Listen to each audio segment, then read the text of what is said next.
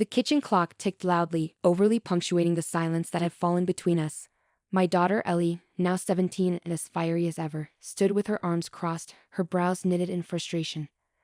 "Mom, I can't believe you're still seeing him after everything." Ellie's voice broke the silence like a hammer to glass. "Ellie, please." I started, my voice steady but my heart pounding. "Your father and I are trying to work things out for the family." She scoffed, her anger palpable. "For the family? Is that why there were always guests over when I was younger? When you thought I was asleep?"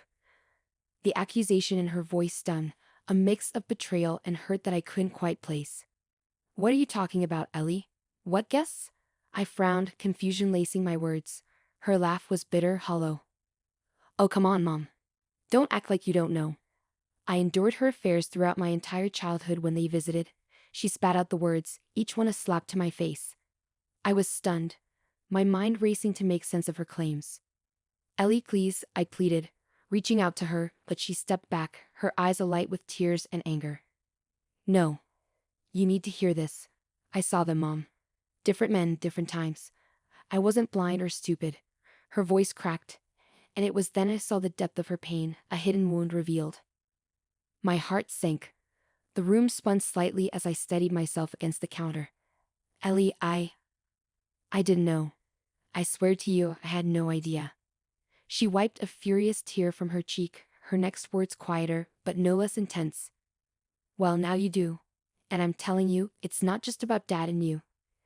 It's about her and those bastards." Taking a deep breath, I knew this was a moment of reckoning. "Ellie, tell me everything, everything you remember. We will sort this out, I promise you." As she recounted her observations, a dark tapestry of secrets began to unfold. Each memory she shared added weight to a burden I never knew she carried. By the time she finished, resolve hardened like ice within me. Ellie looked at me, her eyes searching mine for doubt or disbelief. But she found none. Only a shared searing clarity. "I'm sorry you went through this alone," I murmured, my voice thick with emotions. "But you're not alone anymore. We're going to teach those bastards a lesson. They're going to regret ever coming into our lives." The determination in my voice surprised even me, but I felt it deep in my bones. This was not just a fight for truth. It was a fight for my daughter's broken childhood, and I was ready to wage war. As I drive to confront Jenna, my sister and once my closest confidant, the grip on my steering wheel tightens with each mile.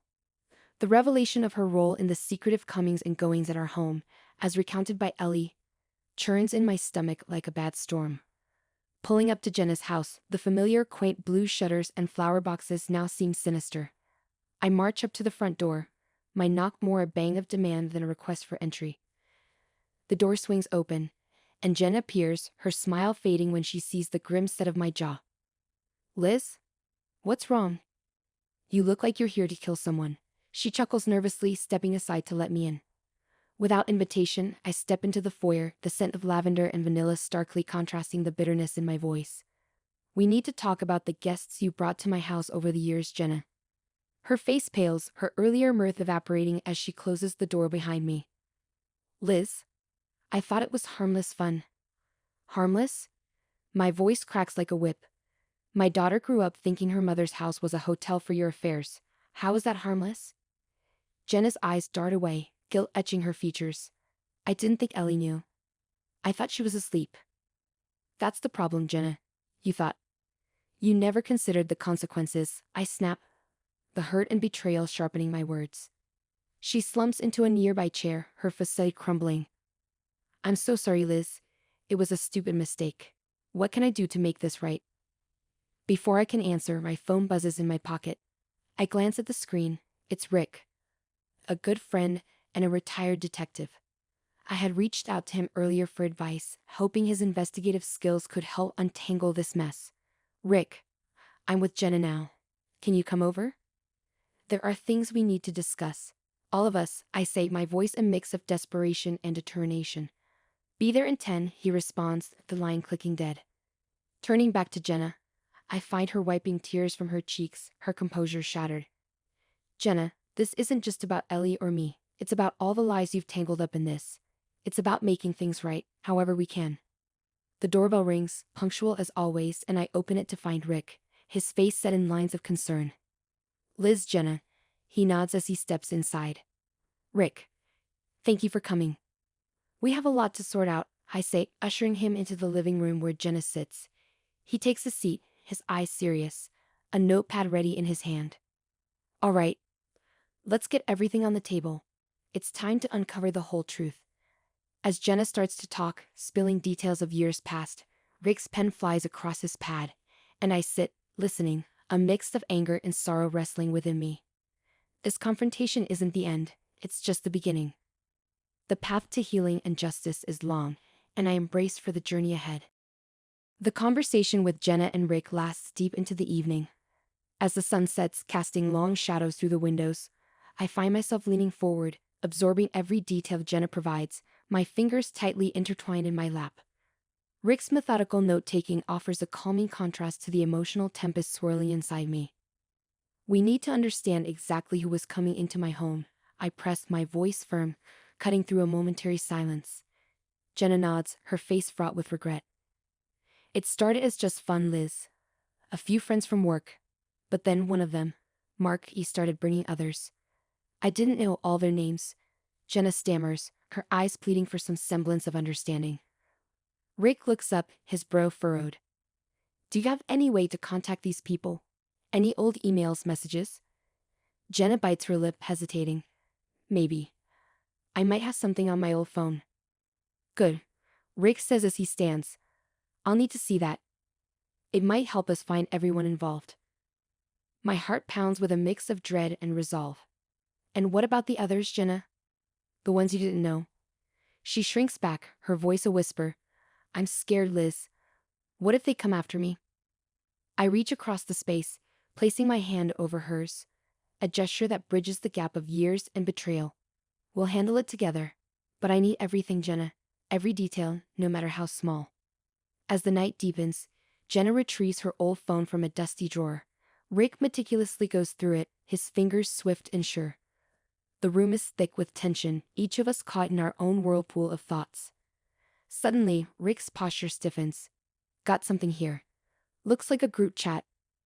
Lots of back and forth about meetings at your house, Liz. My stomach turns. Can you trace who they are? I'll need to take this back to my office, use some tools I have there. But we'll get them, Liz, Rick assures, his voice a steady anchored in the rough sea of revelations. As Rick packs up to leave, I turn to Jenna.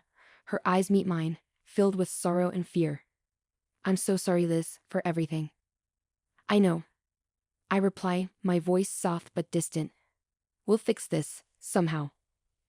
After Rick leaves, the house feels emptier, heavier. I sit in the quiet, pondering the next steps.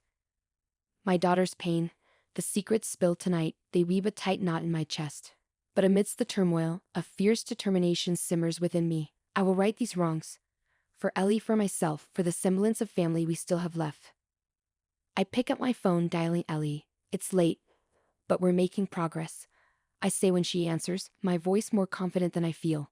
That's good, Mom. Ellie's voice is sleepy but hopeful. I love you. Love you too, sweetheart. We'll talk more tomorrow. Hanging up, I let out a long breath, feeling the weight of a mother's love as both a burden and a blessing. Tomorrow the fight continues.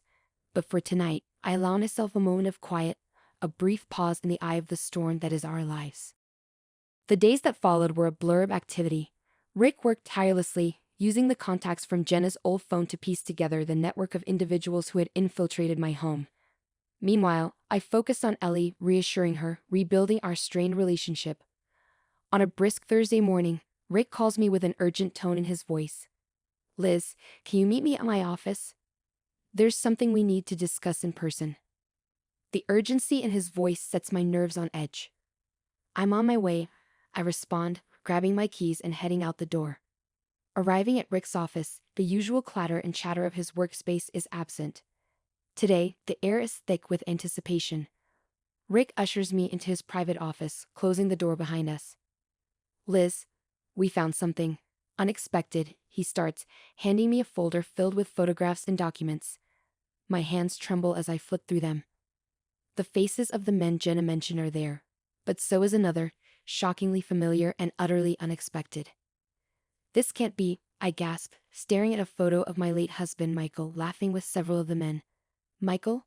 But how? Rick's face is grave. It seems Michael was more involved than either of us could have guessed. According to these emails, he was the one who initiated everything. He and Jenna, they set this up together. The room spins, and I slump into a chair. But why? Why would he do this? We're still piecing that together, Rick admits, but it looks like it was more than just affairs. There was money changing hands. It seems they were part of some sort of illicit business deal. The betrayal slices deeper than I could have imagined. Michael, the man I had loved and mourned, had been a stranger in so many ways. And Jenna? I ask, my voice barely a whisper. She's agreed to testify against the others, Rick replies. She's under protection now, given the stakes. I nod, numb, trying to process the enormity of the deception. What happens now? We build the case and go after everyone involved. It's going to be a long process, but we'll make sure they pay for what they've done. As I leave Rick's office, the world looks different, darker yet clearer. I drive to Ellie's school, picking her up early. We head to our favorite cafe, a place filled with memories of simpler times. Mom, is everything okay? Ellie asks, her eyes searching mine for truth. I take her hand across the table, squeezing it gently. There's a lot you don't know about Dad. Things he did, choices he made. But we're going to face it together. Ellie nods, her grip tightening. We're strong, right? Stronger than I ever knew, I affirm, my voice steady despite the chaos inside. We spend the afternoon talking, not just about the past, but about our future, what we want to rebuild and what we choose to leave behind. As the sun sets, casting golden light over our table, I realize that while the road ahead is uncertain, we have each other. And with that, we can navigate anything. The storm has passed, leaving the promise of a new beginning in its wake.